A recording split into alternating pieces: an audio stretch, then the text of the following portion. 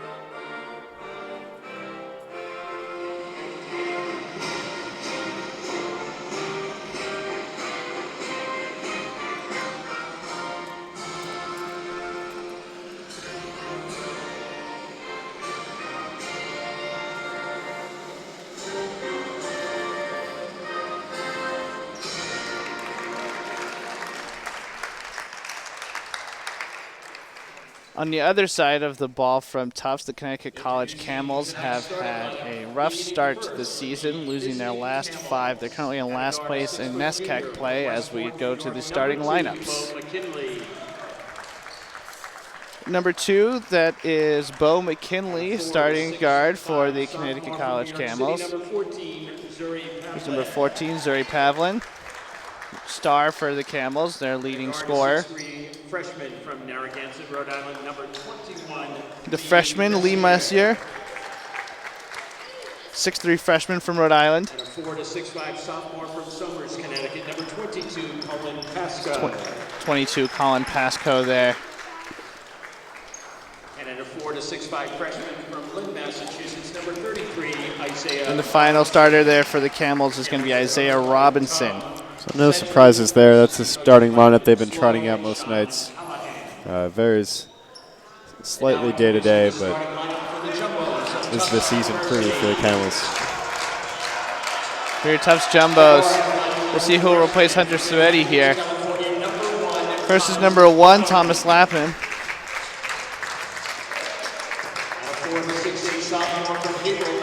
Number 2, the other star of this team on the inside is Tom Palesci, the 6'8" sophomore from Haverhill, Mass. There's Ryan Spatterford, number 3, the Jumbo's outside threat.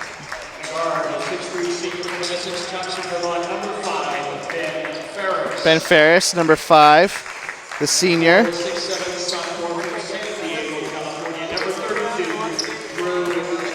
And Drew Madsden, number 32, will be replacing Sabetti inside at the forward position. He's from San Diego, California, an alumnus of St. Augustine's High.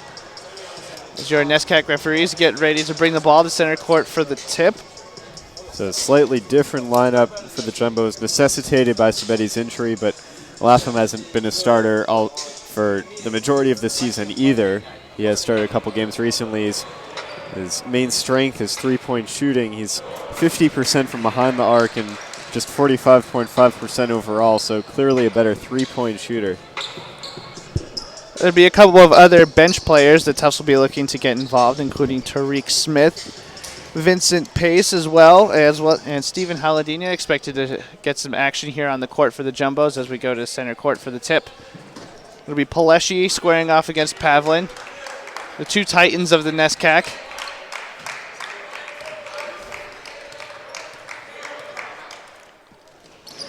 And the tip goes to Tufts as Paleshi tips it back to Drew Madsden, and Lappin brings it up the court for the first set of the game. So Madsden will be the other center, the other big man on the court, replacing Sabetti, or at least he'll try. Spatterford finds Paleshi inside, and he's promptly fouled by a Camel player. He'll go to the line for the game's first foul shots. Here is the first on the team. Paleski at the line, shooting 2.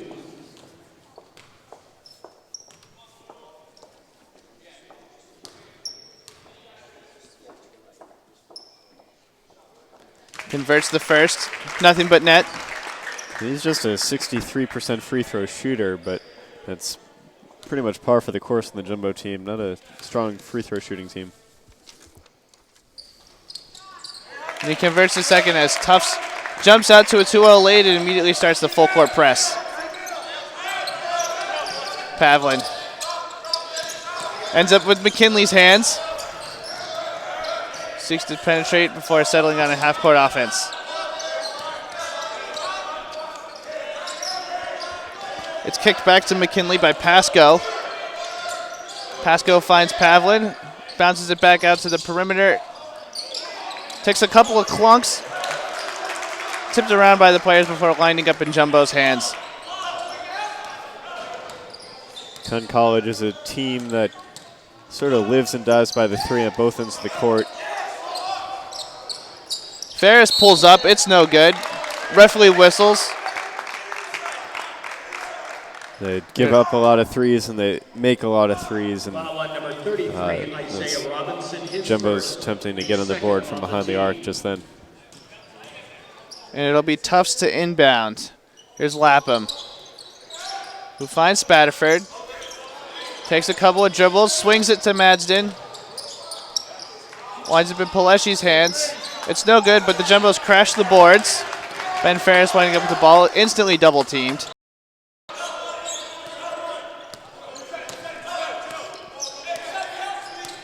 Lapham resets the offense. Finds Spatterford for the outside shot. It's an air ball. Tiptoeing to keep it in bounds is Ben Ferris. Shot clock not reset. The shot clock in single digits. Lapham drives. Referee calls a charge. Lapham his first, the first on the team. Pavlin to inbound. It's been an electric first couple of minutes. Only 2 points on the board and no field goals made. Both teams showing the benefits of their rest.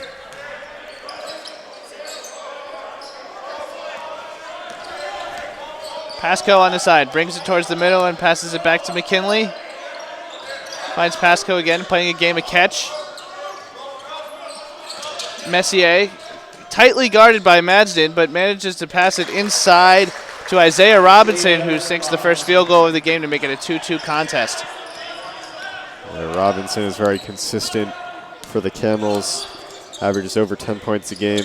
Shoots better than 45%. Paleshi pick, fails to get Ferris open, but he dribbles out, is able to find Spatterford. Loses the defender, but it winds up with Lapham, who sinks the outside shot.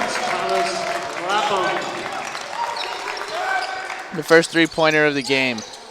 And the Jumbos respond quickly. Interesting that both teams are really doing the full court press early on. A lot of energy to spare. I can't imagine that both sides will be able to keep up that energy for the entire 40 minutes. But it's a lot of fun to watch. We'll be sure to see this game settle down, but tune in while it's hot. Jumbo's full court press certainly contributing to the energy of the game. It's Conn College. Takes their side of the court on offense. Messier drives. Tries to dish to Robinson, but it's swatted out of bounds by Ben Ferris.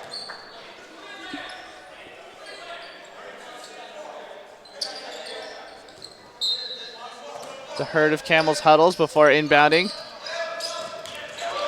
Another tip by Ferris.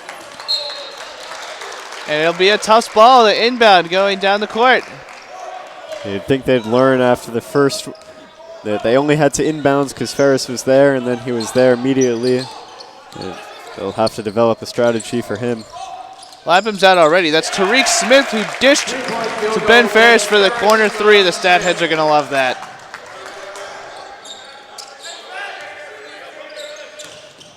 Pavlin at the top of the key. Finds an open Robinson who sinks the mid-range jumper.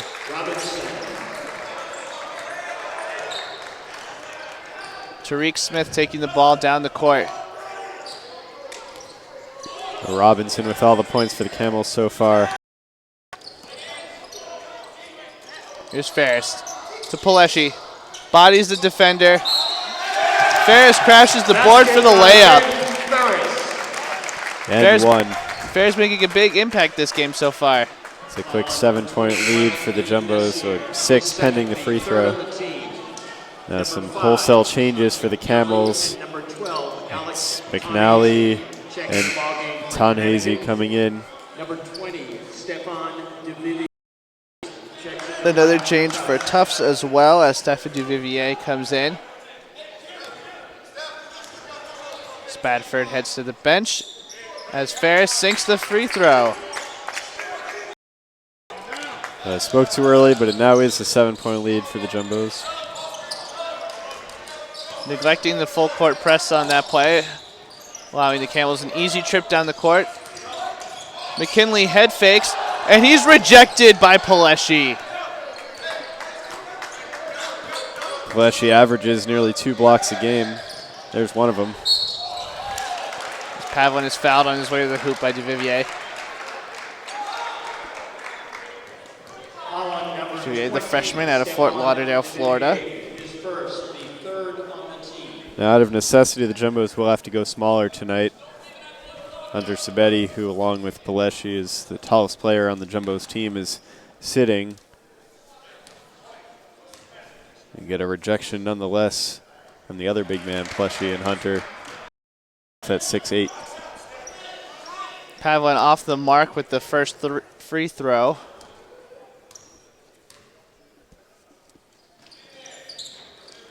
And misses both from the charity stripe, unable to convert either of the free throws. McKinley guarding Smith for the Camels.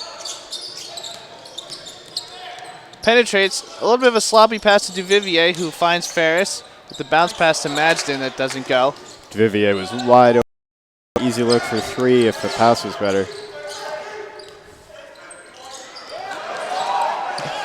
And Paleshi strips the ball to run for the fast break. Knocks the defender over, drawing the foul, and he'll go to the line for another 2 shots. That foul could have easily been on Paleshi himself. A very aggressive drive. Definitely close to the charge. Off screen, you can see a couple of Jumbos and Camels lining up to come in, so we'll update you on those substitutions once Paleshi takes the foul shot.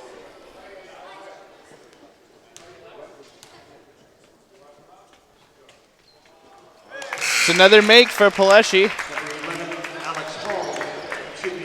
Coming in for Tufts, that's number 11, Stephen Haladino, one of the tri-captains of this Tufts team. Coming in for the Camels is number 1, Doug Henton, as well as number 12, Alex Tanhazy, number 5, Sean McNally, and number 55, Daniel Janel.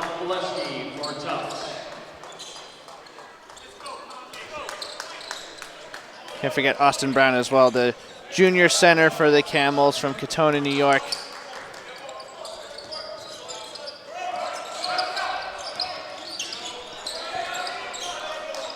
Brown finds Janel. Back to Brown. Rolls to the hoop. The shot is no good. They're going to say he traveled. Ben Ingval with the inbound for Tufts. And Camels do not want to fall behind by double digits early. They've, over the course of their current 5-game losing streak, they've had some close ones. They've had some that just got away. Smith struggling to evade the defenders as a whistle blows. Foul on number 1, Doug Henton. Looks like that's going to be a Tufts inbound. Foul's called on Henton.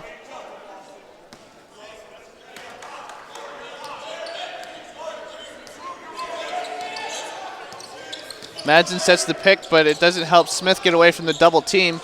Leaving Duvivier open as he receives the pass.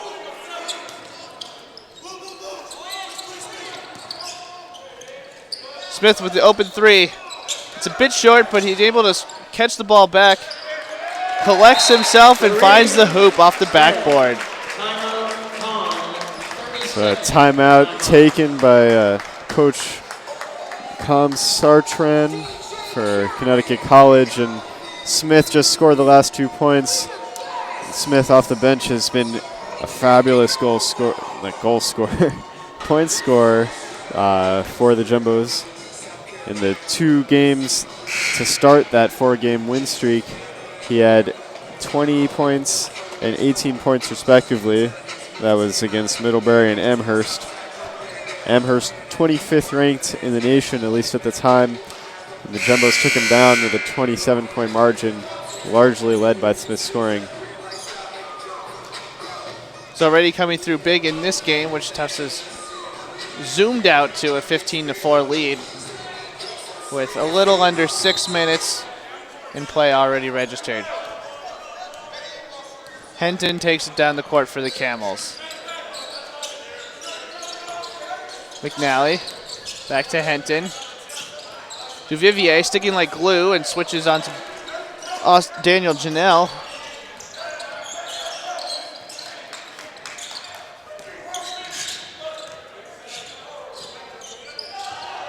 It's Austin Brown with the long 2. Austin Brown. On previous possessions, the Jumbos were allowing the Camels to take the outside shot if they wanted it. Now with some different personnel in, the Jumbos have been guarding the perimeter as well. Duvivier passes up the shot, drives into the lane. After the Con rebound, they're going to call that a foul. Number 20, Stefan Duvivier. On Duvivier. First, the 4th on the team. Not an awfully necessary foul.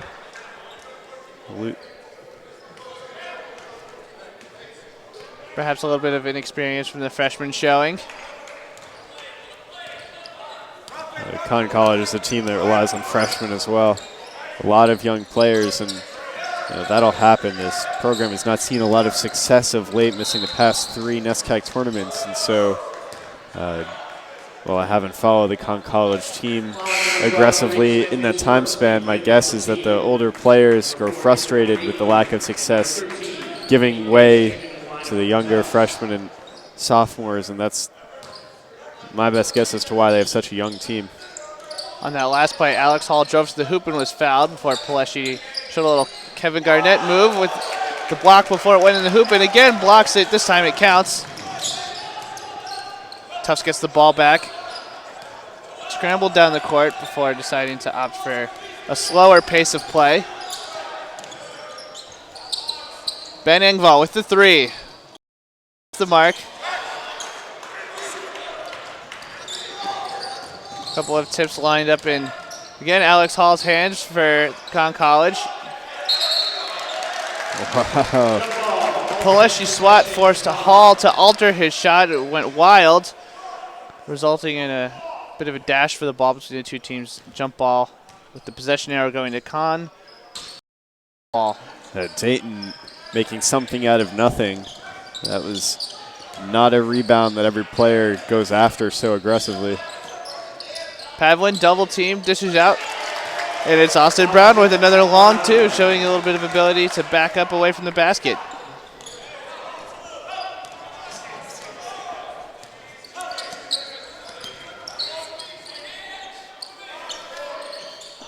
Engvall finds Vincent Pace. Shot is wide. That from well beyond the three-point arc. And has pressed the scouts with his NBA range. Smith passes up the shot. Finds Poleshi. Back to Pace again with another long three. This time it's good. 18-8 Jumbos.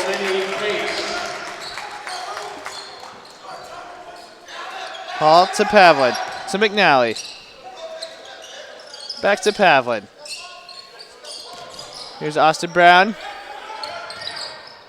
Alex Hall with a long two. It's no good.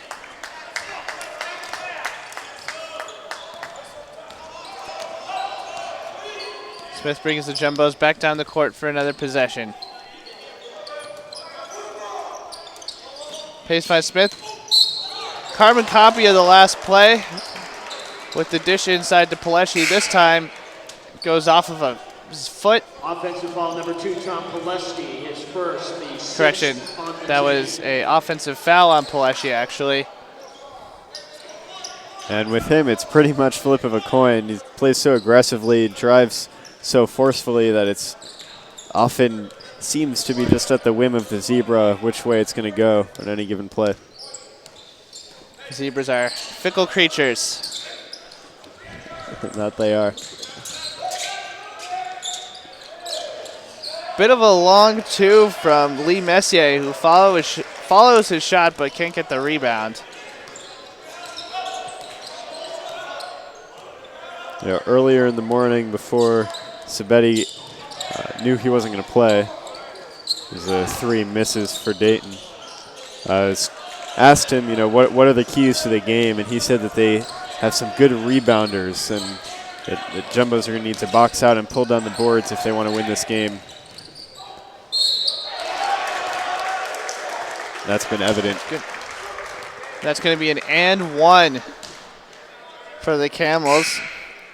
Pavlin goes to the line to see if he can make it a 3-point play. It's the Camels' leading rebounder, number 1 overall in the NESCAC in defensive rebounding, number 2 in total rebounding.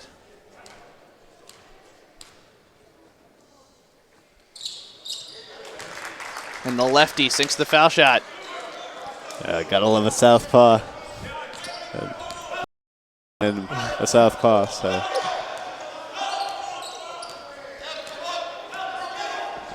Smith calls an audible, finds Dayton. Drew Madison launches a cross-court pass. It's a bit errant, but Smith with the athletic play to bring it down in some nice low post passing from Madison to Pace results in an easy lay-in. Yeah, some aerobatics on that play.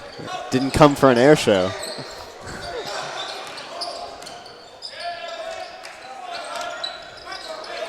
Pavlin to McKinley. To Pasco. Starting 5 for the Camels now back in play. McKinley drives from the corner. Doesn't make it to the hoop. Takes a bit of a pull-up 10-footer. Yeah, if you ask me, Pavlin needs to get to the glass with a little bit more urgency on plays like that. Another 3 from Spatterford. It's a bit short. This game has been characterized by low percentage shots from either side. And lots of long threes, as there's another one from Messier. That was not a great one. Camels unable to sufficiently crash the boards to retrieve the carom. So Jumbos ball again with Madsen. Showing a little dream shake, but unable to convert the lay-in.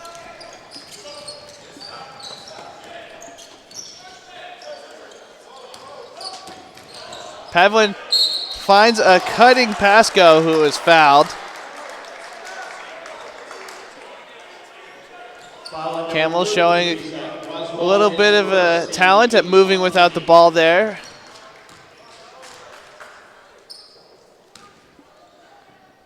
Referee signals to all of us here, 2 shots. Finds the twine with the first one. The Jumbo lineup has been quite fluid this evening. Coming back on are Ben Ferris, Tom Pileshi, and Spadaford.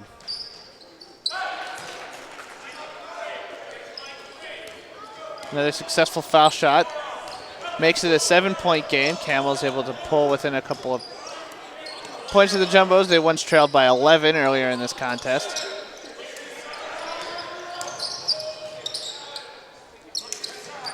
There's Spadaford to Pileshi.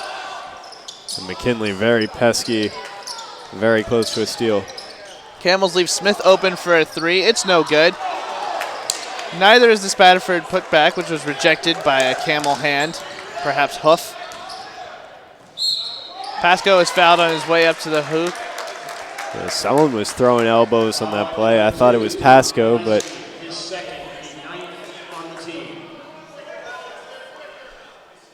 to the ref, it appeared to be a jumbo. Send Pasco to the line.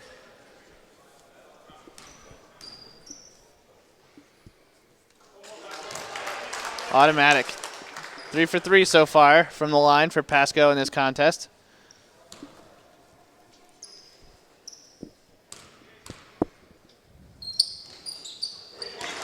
And 4 for 4. From the line. One game we covered earlier in the season, neither team could hit a foul shot. In fact, both had field goal percentages greater than their free throw percentages, and I just don't understand that. That was a game against Everson, if I recall correctly. Yeah. Ferris, from behind the arc, rolls around the rim and doesn't go the right direction. Well, the thing with low percentage shots is they're fickle. Pavlin with a powerful charge into the lane. Hits the defender, able to launch an awkward shot that finds the backboard before passing the right way through the rim. Number 5, Sean McNally checks in the ball game for the Camels. Another change for the Camels as McNally's back in. And it's a one-possession game regardless of whether this shot falls. 2-point game. It was 18-8 with just a second ago. Now it's been a 10-2 run for the Camels over the last couple of minutes. Pileshi finds Paris. No good. Some aggressive D on McKinley, who's double teamed for a brief moment. No good for Austin Brown. It's going to be another Tufts ball.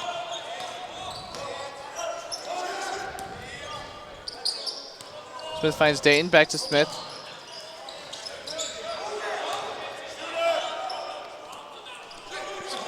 To Dayton. Ferris, the 3 is in and out. But with a clever pass, Dayton finds Spadaford, who is fouled. And now a chance to stop the bleeding. Getting to the free throw line is Roswell. The 6th on the team. Roswell at the line shooting 2. The issue for the Jumbos right now is they have the same number of field goals made as the Camels, but they've taken 8 more shots. They've been getting the rebounds they need. They just haven't been doing what they need to with them.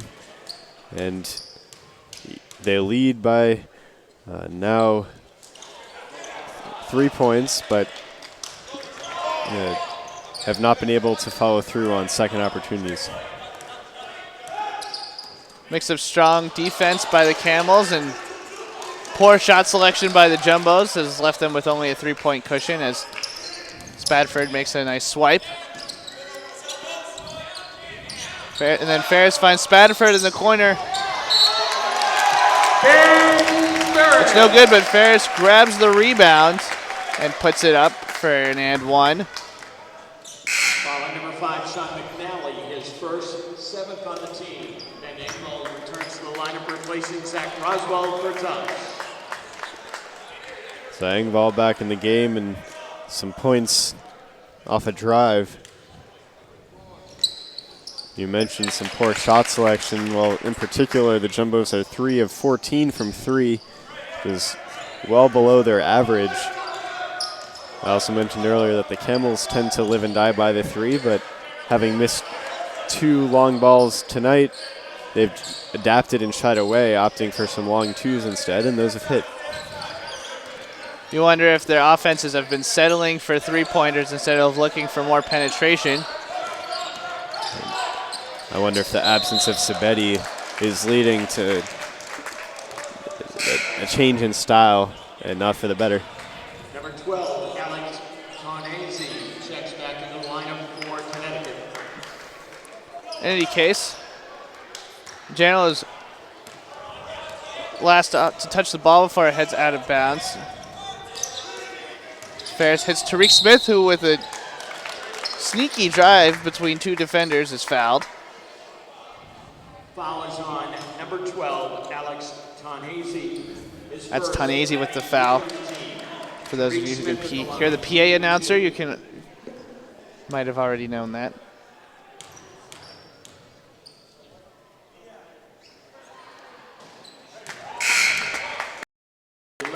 Hits the first in off the back of the rim.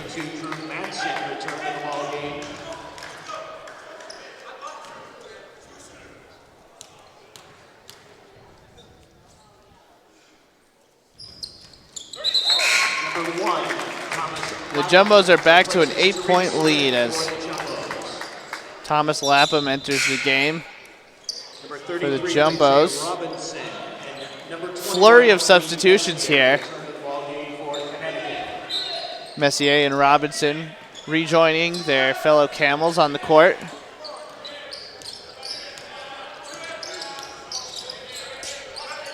McKinley finds Lee Messier. Passes out to Tanese, who turns the ball over. Lapham brings it back down the court. Lapham finds Ben Ferris. Back to Lapham. Ferris leading all scorers with 9 with just over 5 minutes left in the half. He's double teamed there by 2 Camels. And gets the ball again in the corner after a couple of Tufts swing passes. Pick from Madsen results in an open Engvall, who passes up the 3 to roll to the rim. Cutting back door for another easy lay-in for the Jumbos. They're up to a 10-point lead once again. Tanese guilty of matador defense there. The cross-court pass came out to Engvall, and Tanese just stepped aside as Engvall blew by him. Here's Tanese again, who finds Pavlin. Sizes up the 3 before setting a pick for Lee Messier, who's half runner, half jump shot is off the mark. Want to remind you at this junction that you can interact with us on social media. We particularly like Twitter. You can tweet at us using our handle, Tufts JumboCast, or the hashtag Tufts JumboCast. Talk about the game, talk about our broadcast, and we'll be addressing all of that at halftime. Ferris missed the 2 on that last position. Then it was a miss from Tanese at the other end from 3-point land. A game of streaks. It was 18-8 Jumbos for the Camels went on a 10-2 streak. Now it's been an 8-0 streak for the Jumbos, and the Camels will try and snap that right now. So far, bench units a bit more successful for the Conn College Camels, who right now have their entire starting 5 on the court as Messier hits a big 3. Got a football score, 28-21. And we have a timeout. Well, football's the talk of this town this weekend with the Super Bowl. Of course, the hometown Patriots are competing in that one. I want to talk about balls and inflation and things like that. I heard today some scientists are saying that it probably was just the environment. The Patriots possibly not guilty of any misdoing. I don't know. I never doubt the ability of the NFL to generate controversy. This is the first time in a while that science has been introduced to it. Some of you may have seen Bill Nye stating that he believed that it was scientifically impossible that Bill Belichick's explanation of weather for the Deflategate underinflated footballs to have occurred, but we'll see. We may never know the truth. I think all that matters for the moment is the balls in this gym are at a perfect 70 degrees or room temperature and are inflated well. Shots not really falling that well. It's a low-scoring game. That's to be expected, though. You've got College Camels are, I think, 8th or 9th in scoring offense in the league. Jumbos are last in the league in scoring offense. Neither team averages more than 70, and at this rate, we're heading for an average game from both sides. Aggressive double teaming by the Camels on Lapham results in a pass that's picked by Pavlin, who goes right down to the other end and hits a 15-footer. The freshman Lapham brings it back.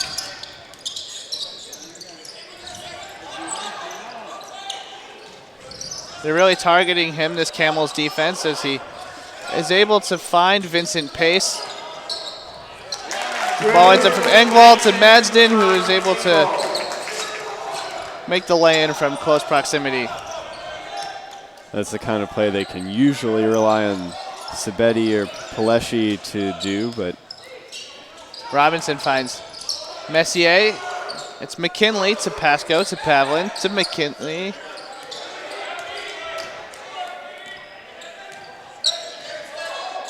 Tough swapping defenders. With pace on Messier. Unable to contain the Messier drive, but Madsden was able to take the charge. It's going to be Tufts taking the ball here with 2:49 left in the first half. Messier, not usually a basketball name. I associate that more with ice hockey, but those of you who are like Bernie natives of the tri-state area will, of course, remember the legendary Rangers star who carried them to the 1994 Stanley Cup. Unknown if he has to Camels guard Lee Messier here. My research for this game did not go that far. Smith, the beneficiary of an Engvall pick, finds Vincent Pace. Not sure who put it up there. Looks like Ben Engvall was able to find the hoop from a clump of Camels that is just Haladina able to get a hand on it, heading it out of bounds. Ever since I made the comment about this being a streaky game, it's gone back and forth. So that's the nature of the game, my friends. Pasco inbounds to McKinley. It's Pasco again. All the way across court to McNally. To Pavlin, who misses. A strong three-point attempt. Smith calling plays in sign language. Taladina to Smith.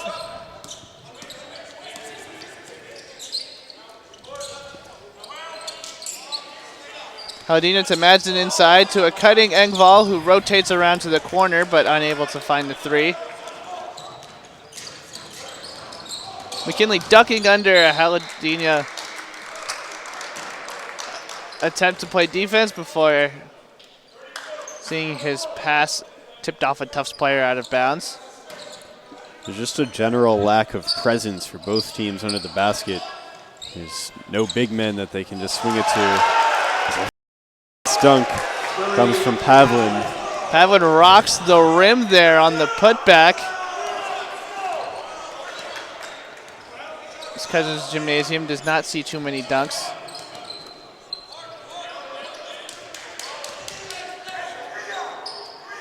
Pace to Smith on the wing. Guarded by McNally to Madsden. Nifty pass to Haladina. The top of the key to Smith, finds the rolling Madsden. First one isn't good, but the second one is. With just over 30 seconds left.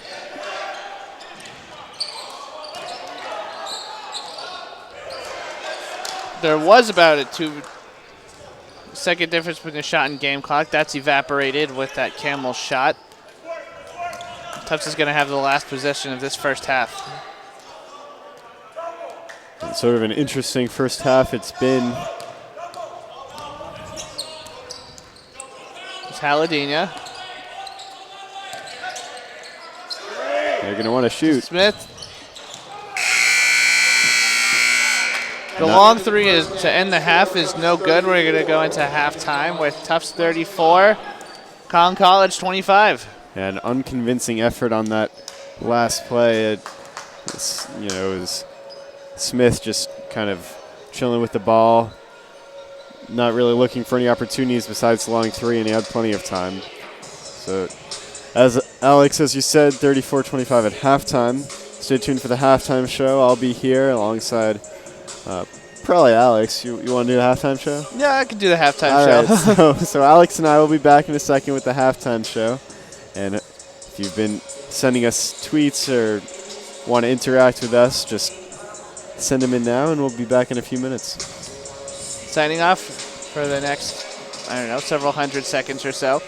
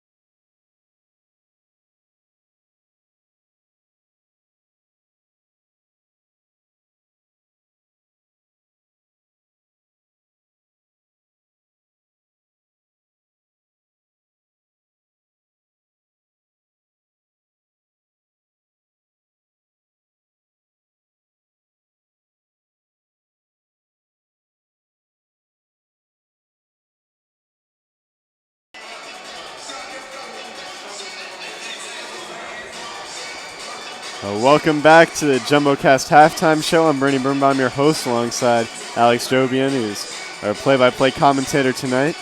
We want to start off by taking a look at the social media action from the first half. Had an interesting tweet come in so far. This is Becca_Lynn_13 who tweets at us. At Jennifer Reed and I were just wondering, what's Bernie's favorite food to eat at a basketball game? Bernie, what's your favorite food to eat at a basketball game? Well, I don't actually get to go to a lot of basketball games. When I'm here doing the JumboCast, I often go to the which recently opened, or reopened, I should say, and I often grab a panini. At professional basketball games, either here at TD Garden or my hometown, Madison Square Garden, food options tend to be pretty expensive, and so I'll focus on one experience I had recently. I was in New Orleans. I went to a Pelicans game at the Smoothie King Center, and they had some real good crawfish mac and cheese. So that's my basketball game food if I had to pick one. Crawfish mac and cheese. You can't find it anywhere. In fact, I doubt you can find it outside the state of Louisiana, but there you go. I hope that answers your question, Becca and Jenna. I'm entirely unsurprised that New Orleans has the best food, basketball or otherwise. I've always been a fan of Southern cuisine. Oh, it's a fantastic city. Also, a big shout out to Tufts Dining, who, as Bernie mentioned, not only do we have a renovated dining option in the Commons, but we've also saw Tufts employees weather the blizzard for us to serve us college students. So it's a big thank you goes out to them. Some things are bigger than basketball, like major snowstorms. That was big. Another interesting thing that happened, you may have noticed that Jumbo star, the 6'8 forward, Hunter Sabetti, was unable to participate in this contest so far. We caught him on the sideline with a knee brace. Yeah, I was just messaging him on Facebook this morning, and he didn't mention an injury, so if my assumptions are correct, Sabetti has managed to find a way to injure himself since this morning, and I think now would be a great time to wildly speculate as to why. What are your thoughts, Alex? I don't know. He could have slipped on the ice, had a skiing accident on the President's lawn, or some form of other snow-related injury. That's true. There have been a lot of skiers out there at Tufts University. Kids are crazy here. I was thinking perhaps one of the Camels kicked him. I know that I have some limited experience with Camels, and in my limited experience, they don't like precipitation. They certainly don't like rain. I can't imagine they're a huge fan of snow. Perhaps on the way he was passing the Connecticut College locker room and he was kicked by a camel. Just a wild speculation. Perhaps. I was thinking, with the Super Bowl going up, maybe he had, some sort of encounter with, Patriots tight end Rob Gronkowski. Those tend to end in pain, so Yo soy fiesta. It could have affected one of his, cruciate ligaments in his knee. That seems a little implausible to me, though. I think Rob is already in Arizona. Ugh. So that's the only thing wrong with that. You that. said we were too wildly speculate, so I tried to be as wild as possible. What could be wilder than a Patriots victory over the Seahawks this weekend? Well, I'm not expecting that, but we'll let the fans at home decide for themselves about this Sunday. Now, I think we, at this point, have some second-half stats to look at. Let's take a look at these. What stands out to you from the first half, statistically or generally or otherwise? Well, so far, I think in the absence of Sabetti, Ben Ferris has been making a big impact. He has played 15 minutes so far, the most of any Jumbo. Nope, I'm looking at the wrong line. But he's taken the most shots of any Jumbo with 8. He's 3 for 8 and 2 for 2 from the line. So far, a lot of... Also leads all scorers with 9 points. So far, a big effort from Ferris. The number that stands out to me on the Jumbo side is 17, and that's the 3-point percent. That's low. It's a tough shot to make, but they need to be hitting better than that if they're going to be taking that many. The Jumbos have attempted 17 3-point attempts in 20 minutes and hit 3. Something has to change, in my opinion. The Jumbos do lead by 9, but that's just absurd. I give credit to the Connecticut College Camels for strong interior defense, not letting the Jumbos get inside. I think the Jumbos need to try harder.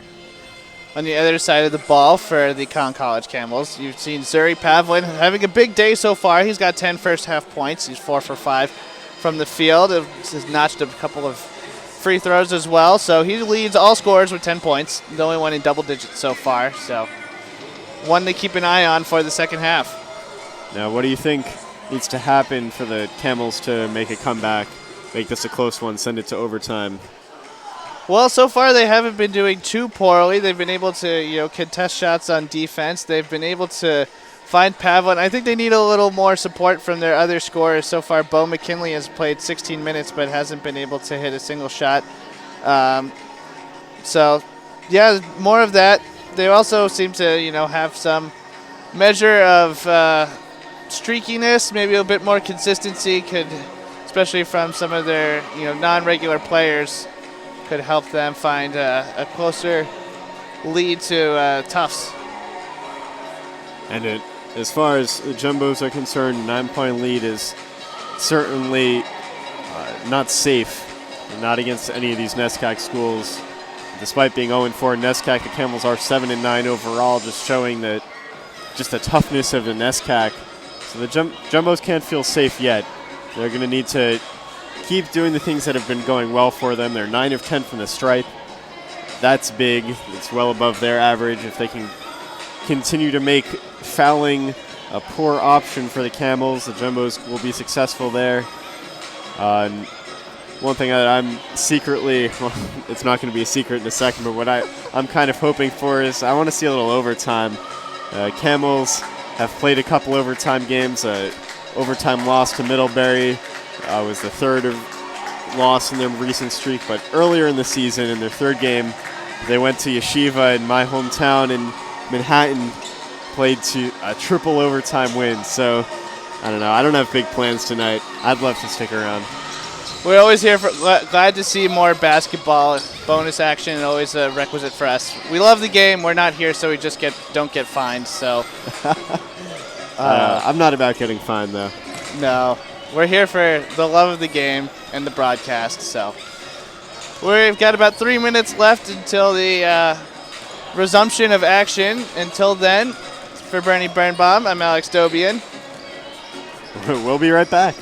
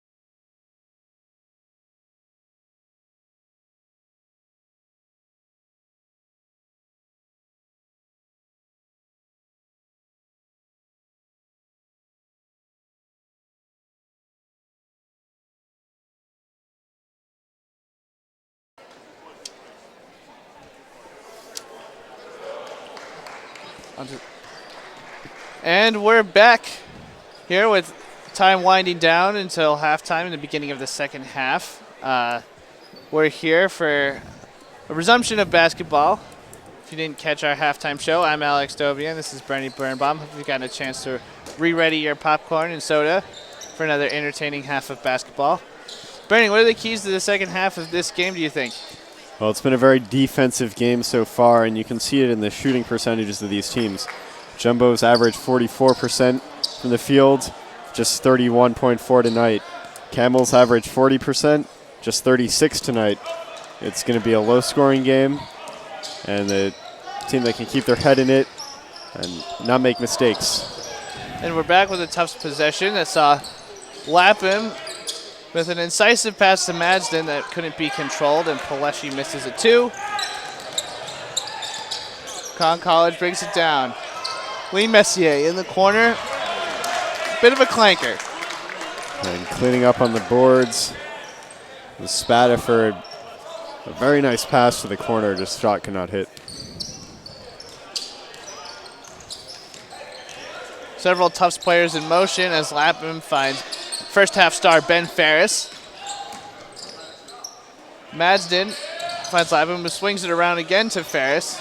Coming off the Pileshi pick is a Lapham shot that finds only air and the hands of Ben Ferris, who hits the three. A great all-around play from Ferris, keeping the ball in bounds and taking his own rebound for a three-point shot. Pavlin was looking for Robinson inside, but he found only Drew Madsden. I think Robinson did not have his eyes on the ball as it approached him. Lapham finds Pileshi inside, dips the shoulder into Robinson, turns around with the make it 39-25. The first 4 points of the half have been scored by Tufts. Coming despite some energetic defense by the Camels. They've matched it with some nifty swipes of their own. Pasco ducks Spadaford. 15-footer that doesn't go. Coaches from either side arguing across the scorer's table. I'm not sure about what. Pileshi finds himself a bit stranded on the wing, but he gets Ferris, who finds Spadaford, who gets the lucky roll. Wouldn't have been fair to miss that one. Timeout shaken by Connecticut College, and head coach Tom Satrin is incensed about something. I don't think I've seen anything that is awfully controversial. He's got some choice words for the referees who tell him to take a seat. Some of the crowd also a bit incensed.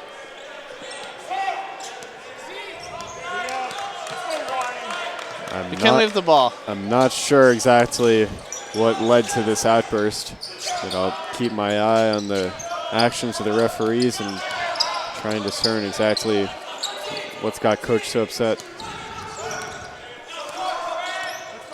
McKinley resets, takes the drive. Still no points for McKinley as he misses the shot. Tufts rebounding. Now, there was no timeout called just then. I'm not sure why there wasn't a technical assess for delay of game, as the game was clearly delayed. But perhaps a warning was given and Satrin given the opportunity to air his grievances. Lapham taking his time before passing to Spadaford, who's passed to Pileshi. Was a little bit difficult for Pileshi to get a hand on. Resulted in Connecticut possession that ends in a Tufts out of bounds. They'll inbounds their own half from under their own basket. It'll be a Tufts timeout. Did you see what was going on? It wasn't exactly clear to me. I do agree with your assessment that there was something going on. Arguing with the referees isn't sufficient to avoid that delay of game foul that's normally whistled. Whatever it was, Satrin was upset about something. Playing in ice hockey midway through the second period in Malden. Right. 2, Middlebury, nothing. Here on the PA, they're giving the tough scores from other contests. And I think we'll take the opportunity to see how other jumbo teams are doing tonight. The women are also in action against Connecticut College. That game at Connecticut College. I'll have that score for you in a second.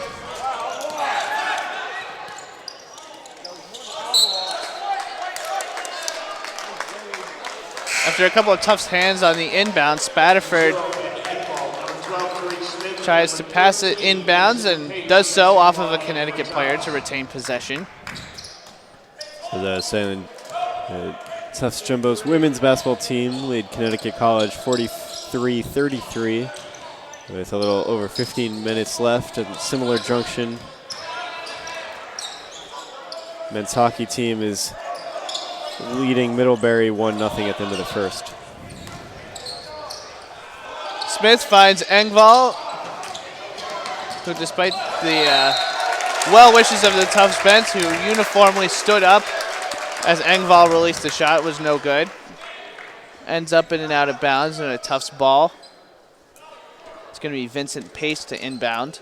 Yeah, pinballed around. It was a bit of a hectic play as it went out of bounds.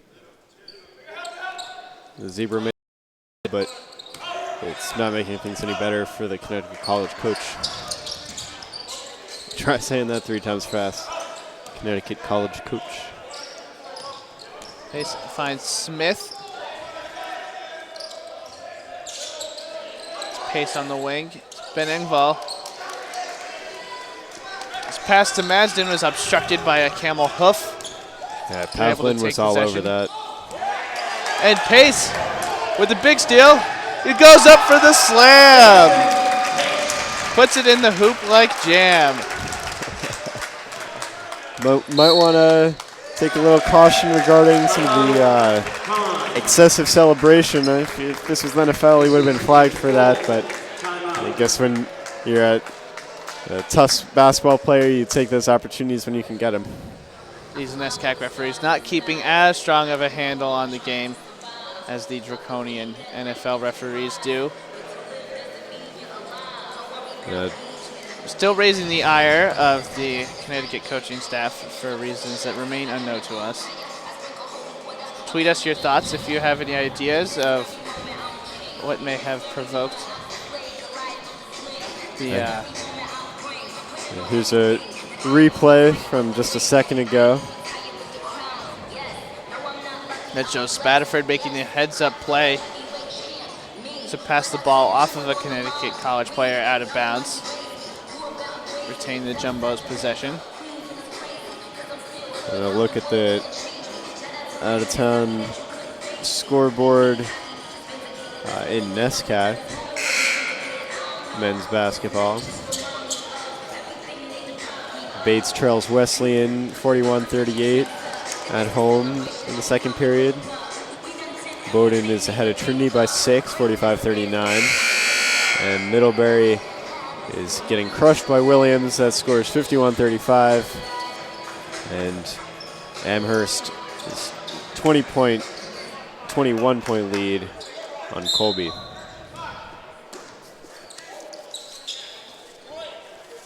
Pasco finds McKinley in the backcourt to resume action. Pavlin finds Isaiah Robinson.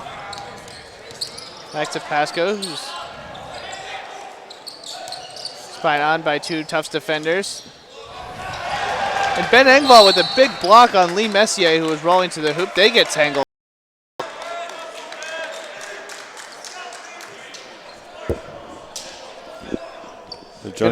Junctures like that, some of those physical plays is when teams can start to get aggressive with one another, but nothing but sportsmanship among these 2 teams. Inbound interrupted by a referee's whistle. Foul on number 13, Vincent. It's going to be a foul on Vincent Pace. On the team. Back-to-back fouls against Tufts. Not smart play. Pasco finds Messier.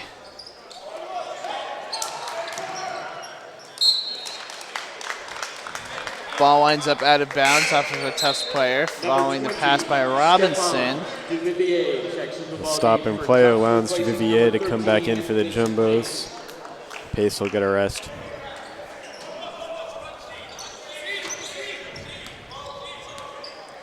Here's McKinley.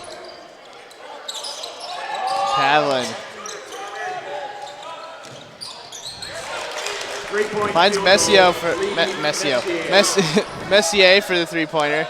No relation to Barcelona star Leo Messi either. Here's Duvivier. Hey, he's got to make his own name for himself, I think.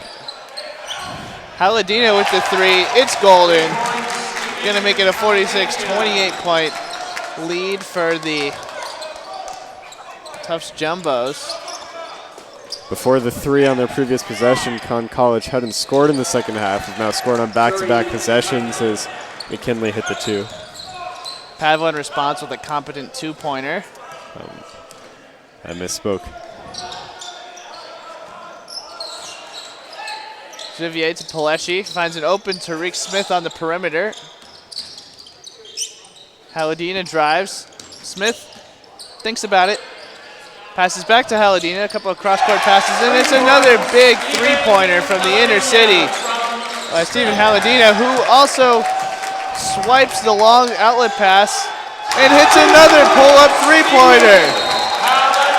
And a necessary timeout called by Coach Satcherin of Connecticut College as Jumbos hit 2 3-pointers in a span of about 5 seconds. That's a sequence that we're going to want to see again, and I think we're going to be able to. You know, they talk about the Pacers against the Knicks with lots of points scored. What was that, 8 points? And I don't know. That was before I was around, but some very quick point scoring. That's my points. Of Reggie Miller against That's the exactly Knicks. what I'm thinking of. Also yeah. shades of Tracy McGrady, who hit the legendary 13 and 33 seconds after. It's a little less seared in my memory. He required the aid of a couple of foul shots, but Haladina. There he is with the first three. I think out of nowhere, going to intercept this pass, come back. Toss back, pulls up. And another one. The clock hadn't even restarted, I don't think. Nothing but gorgeous. Oh no, the clock on the bottom of the screen is the live clock. So that's first shot. Team celebrating. Barely finished their first celebration. Really heads up anticipation play by Haladina. Both to make the original steal and to pull up for the open three-pointer when you notice that McKinley wasn't going to challenge the shot. And 22-point lead now, and the Camels will need to collect themselves. Let's see how they respond. Tufts pressing the full court. Jumbo's no doubt energized by that sequence. They're going to call that a foul. And Daniel Janel's going to check into the game. Pavlin heads to the bench. Number 22, Colin Pasco, replaces number 14, Suri Pavlin for Conn.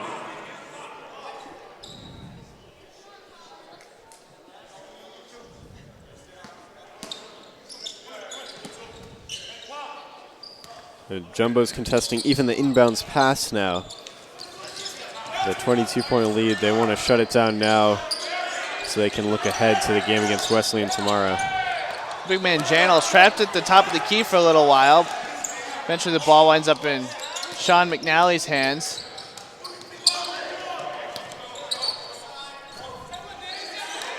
Brown finds Henton, and referee whistles a foul. Foul is on number 11, Stephen Haladina. That's on Haladina. First, the fourth on the team. A lot of the fans here tonight are away fans. Probably about an even mix of the two, and certainly one of the Camel aficionados is pleased by the foul call. Usually just a smattering of away fans make the away trek to Cousins Gymnasium, but got more Camel backers in tow tonight. With the spin move, it's Janel who lays it in. That was very skillful. A whirling dervish down the lane.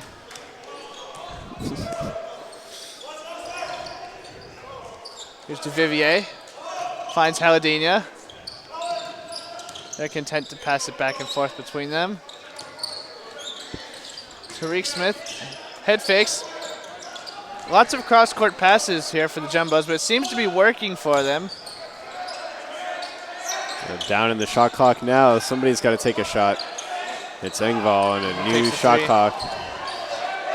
Recovered by Smith. DeVivier couldn't recall the rebound, but fortunately Tariq Smith was able to make the extra effort required to get that one corralled. Engvall goes in for the lay-in. It's nearly rejected by Austin Brown, but misjudged it just a bit. Comes up hitting wrist instead, and Engvall's going to go to the line. I think the difference in the half has been that the Jumbos have found a rhythm. This is not something they had in the first half. Their shooting has gone up to 39%, 18 of 46. But more importantly, three-point percent is now up to 30, whereas it had been as low as 17 at the break. And those stats are cumulative, so since the break, it's been 4 for 6. Showing a couple of consecutive three-pointers made by Haladina helped them there. As the Crown College player is going to be whistled for a travel.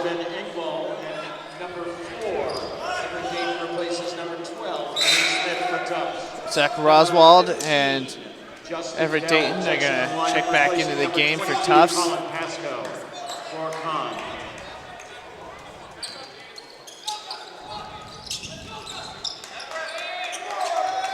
The Camels back on the full court press once more, matching their opponents to the best of their abilities. Both teams have used it intermittently, depending on the matchup or the game situation, as Dayton. A travel called. And Everett Dayton is aghast, unsure where he would have taken the extra step or palmed the ball, but Janelle had fallen over. I'm not sure if there was any foul play involved there, but a turnover by the Jumbos.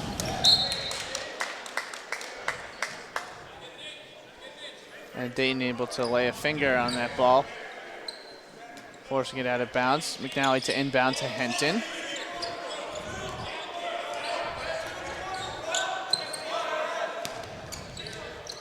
It's Brown.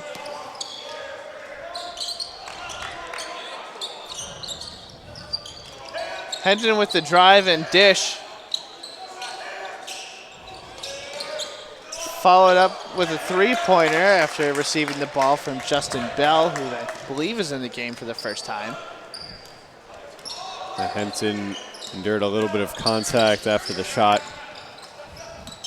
Perhaps if he had embellished it, a foul would have been called, but appreciating the sportsmanship in NESCAC. And Roswald finds Paleshi for the turnaround, Jay, who couldn't get it. DeVivier with a heavy putback after Paleshi's follow-up attempt.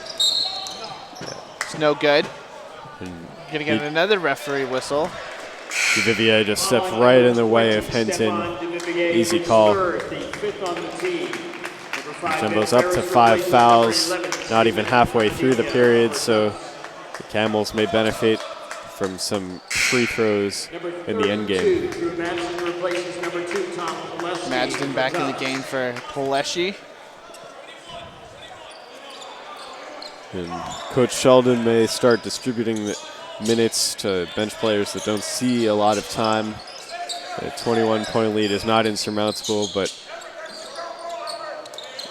things are not looking good for the Camels. Madsen was looking for the steal. He didn't get it and allowed Justin Bell to blow by him, but the lane was no good. So now with 10 minutes and 16 seconds remaining in the period, the next foul committed by the Jumbos will put them over the limit. Bell was fouled on the shot, so he's going to shoot 2.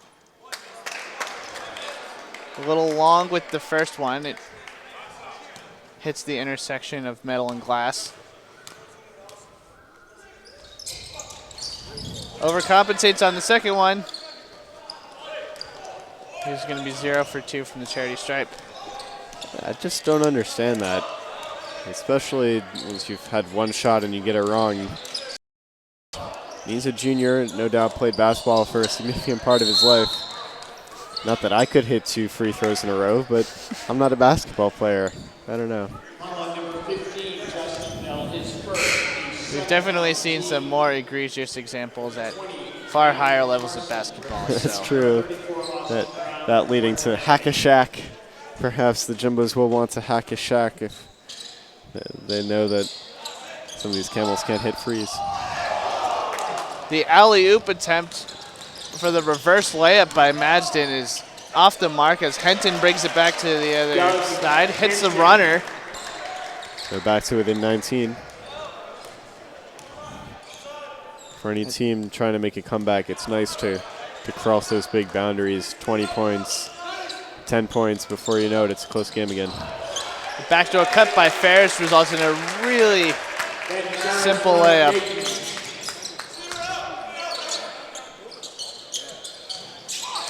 But it's responded to with a three-pointer by McNally. Calm and collect, McNally.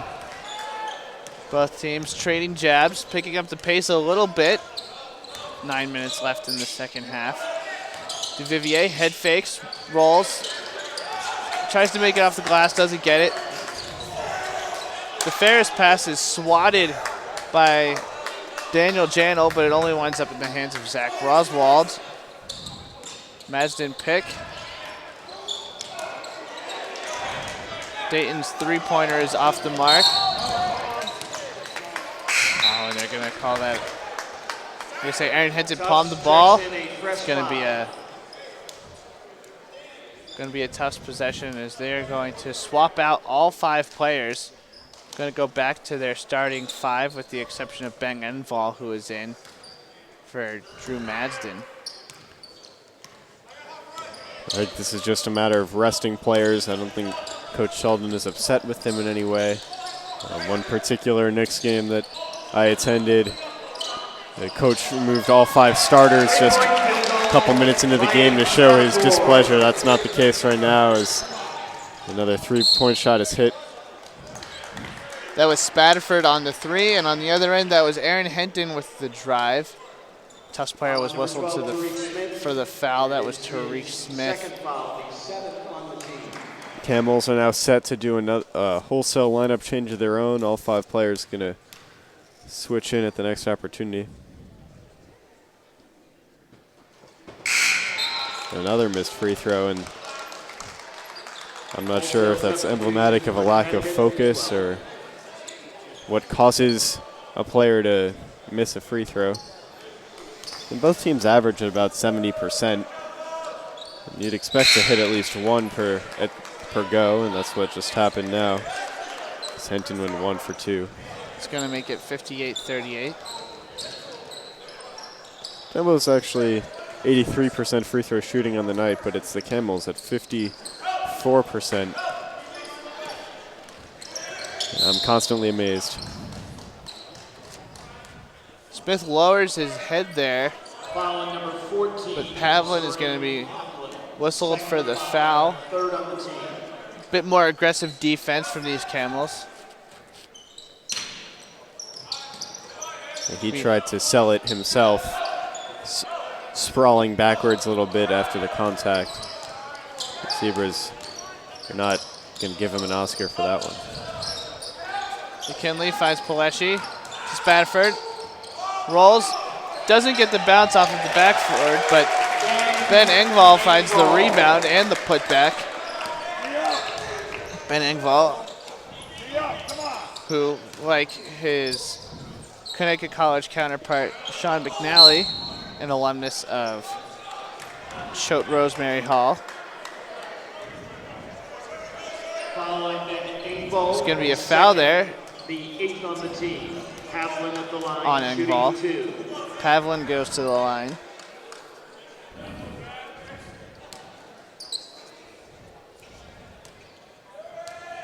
Well, the Camels will need to take advantage of these opportunities to score with the clock stopped. The clock is no longer their friend as the first is missed. It's a 22-point game with under 8 minutes to play. Will Pavlin show them the way here?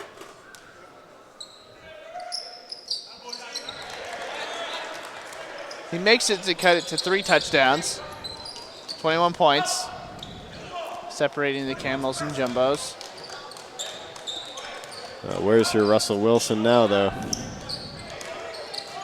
Smith finds Engvall almost by surprise. And Robinson is going to be whistled for the foul. You're going to say he went over the back. Isaiah Robinson. His 3rd foul, the 4th on the team. May not be long before the Tufts Jumbos find themselves as well in the bonus.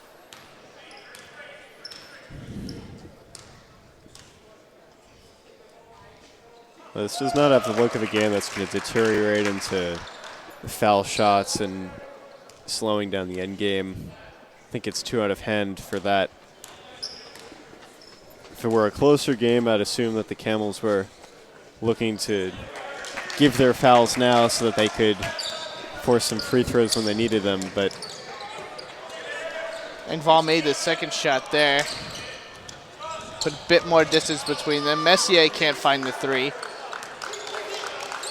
Smith is going to come up with the rebound despite being one of the more diminutive players on the court.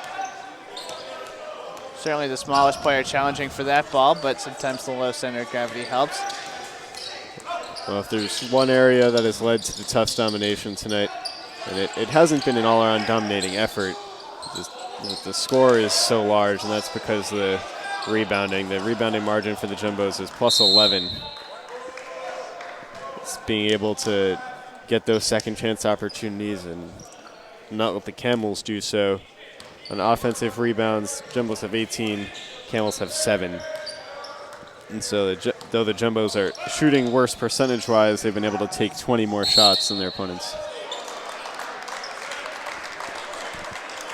After the Connecticut shot, it's going to be a foul on Ben Engvall. Here, Pavlin's going to go to the line for another pair of free throws.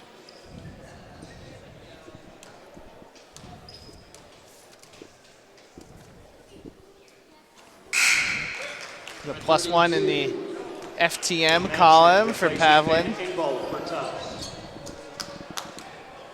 Makes another free throw.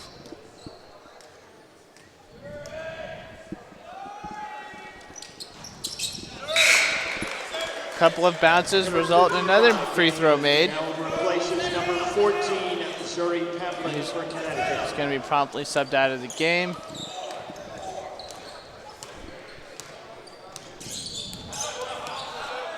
Smith bringing it down the court here for the Jumbos. He's been playing well for them, though not matching his high-scoring performances earlier in the season against Amherst, for example. Spatterford hits the 3. Smith finds Poleshi. Spaces the floor, but the first shot was no good, but Haladina found the rebound in a surprisingly vacant lane, allowing for a lay-in. That last Jumbo possession indicative of the entire game. Jumbos missed multiple shots, but the Camels kept giving them opportunities to take another, and eventually one fell. This has not been a particularly impressive effort from the Jumbos. Just they've had the opportunities to score, more opportunities to score. Poleshi swarmed by a couple of Conn College players. A whistle goes. Looks like Going to call a foul on McKinley.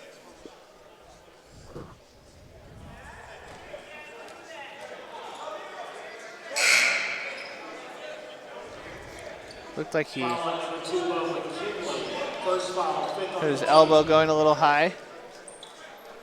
Shot clock gets reset. McKinley's talking it over with the referee now, wants an explanation. Seems like most of the ire of the Connecticut College Camels has been directed towards the referees rather than these Tufts players.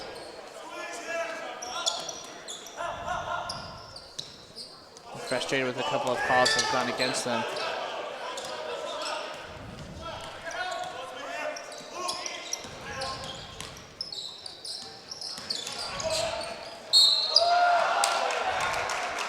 Haldina is fouled. Shot is not converted. Foul on number 21, Lee Messier, his fourth, the sixth on the team. Aladania shooting 2. Messier sounds Haladina to the line. It's a bit of an unlucky bounce there to miss the first of his foul shots.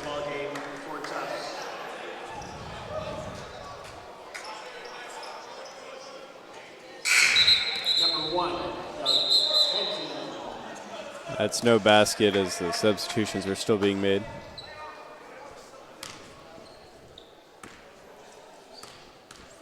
Iced the shooter inadvertently. Converts the second one.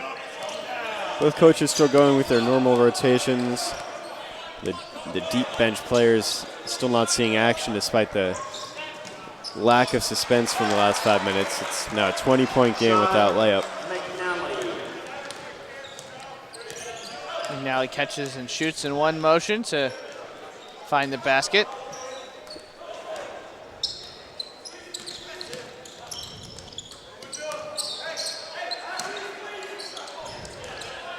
Lapham sees the Madsden pick, but opts to pass to Paleshi.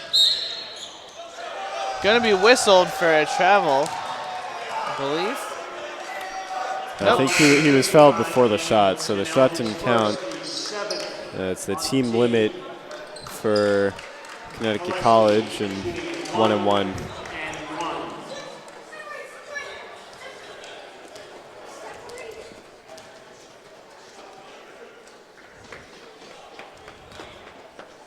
During the last tough trip to the line, they had 2 players in the backcourt ready to defend. Looks like they're going to move Ben Ferris a little bit closer to the basket while Lapham still remains in the Con College half. There's no reason not to take every precaution and guard a 21-point lead. In all likelihood, the Jumbos could hold on, and even without scoring again, it's lockdown defense that they need now. Pavlin, turnaround Jay. Takes a couple of bounces off the mark. Janel's fouled. He had the entire Jumbo team surrounding him. Didn't stand much of a chance. It's the double bonus now for the Camels.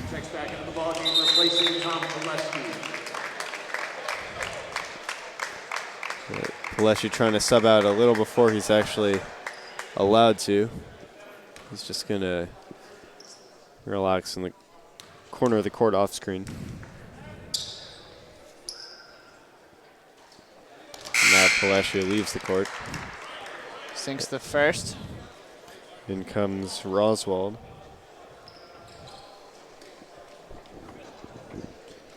Four minutes and 15 seconds remain in this contest. Finally, we might see some players who don't normally get some action. Entering into the game is Brian Gross for the Con College Camels.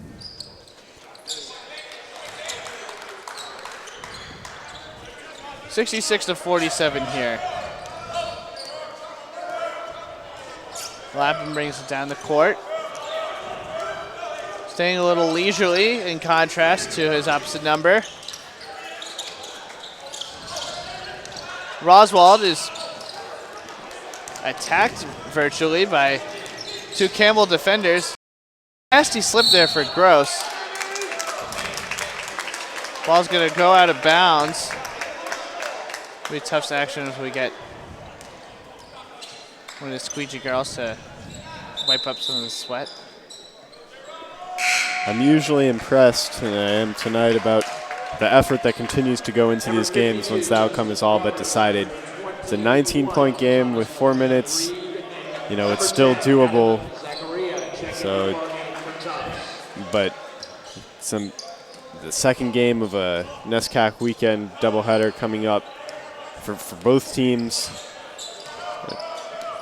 There's no quit. The focus is still on tonight. You have to wonder if Coach Sheldon is going to start rotating out more of the regular players so they can get some rest for tomorrow.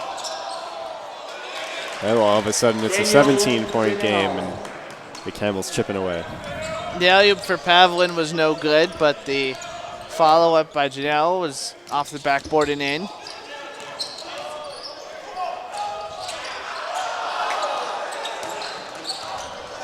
That was Justin Roberts whose shot was blocked. As Gross hits a three-pointer. Now it's a 14-point game, 3 minutes to play. It's not over yet. Stranger things have happened, but they are incredibly rare. Well, the Jumbos are going to want to work the clock. Camels are as aggressive as you'd expect them to be in this situation. Pavlin was able to get a digit on the ball, but Lapham was able to be rewarded the inbound passes. It's going to be a Tufts timeout. I'd like to take a look now at the road ahead for these two teams. After the game tonight, the Camels will head to Bates tomorrow, and we'll have another NESCAC weekend at home next weekend, hosting Amherst and Trinity. And before then, a midweek jaunt to Mitchell for a 5:30 matchup. Jumbos, on the other hand, stay at home for the game against Wesleyan tomorrow. We'll have that for you at JumboCast. Game time is 2 p.m. Alex and I will be on the call once more. And Jumbos also host NESCAC weekend next weekend at Hamilton and then Williams on Saturday. JumboCast will have the Williams game. And on Tuesday, we'll be heading up to UMass Dartmouth for an out-of-conference matchup. So that's the road ahead. Both teams coming to the conclusion of the regular season. Regular season ends on Valentine's Day. That's February 14th. Conn College hoping that this year is different from all the other years, as they've missed the NESCAC tournament in each of the past 3 seasons. There's a senior on the team that can say they've experienced an NESCAC tournament. They're hoping that changes. Not going well on the campaign so far, though. 0-4, and barring something dramatic, heading to 0-5 in conference play. The top 8 out of 11 teams make it. But you'd think it's a low threshold, but in a conference like the NESCAC, it's not easy. On the earlier play, Lapham showed some handles before a Connecticut College player was fouled. That was Brian Gross, who sinks the free throw to make it a 13-point contest. He's got another one here. It's those points with the clock stopped the Camels are going to need to take advantage of. Now, 12-point game. It's starting to get more and more reasonable. Gross making a big impact. He hit a three-pointer, then hit both of his free throws. Scoring when it counts.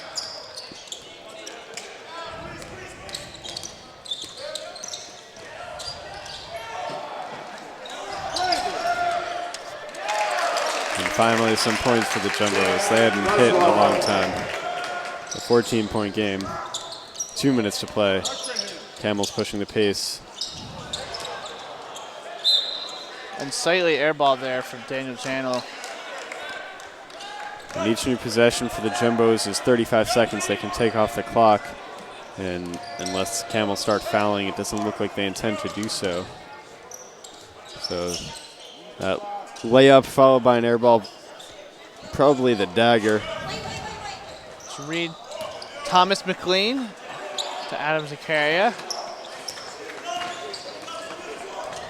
Thomas Lapham now. Finds Thomas McLean in the corner, but the most important thing to come out of that play was a new shot clock. 78 seconds left. Jumbos can earn 32 of them before they take another shot. They're going to look to stall as long as possible, though. The Camels have been playing defense with tenacity, may force them to take an earlier shot, but it looks like the game is going to be out of hand so far. Camels not opting to foul. 1 minute remaining in the second half.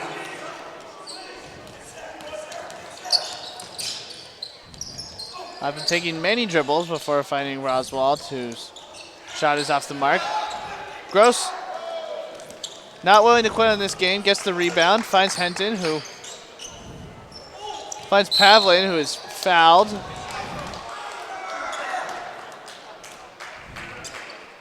He's going to go to the line. Still a 14-second difference, or a 15-second difference.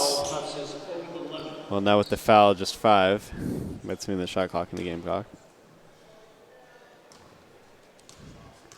But it's now time to look ahead, essentially. The first free throw is missed. Wesleyan and his opponent for the Jumbos tomorrow, they're in a very tight game against Bates. A 4-point game. Wesleyan trails with a minute remaining. Meanwhile, the opponent tomorrow for Connecticut College, that's Bates as well. So Carson returns to the game for Connecticut.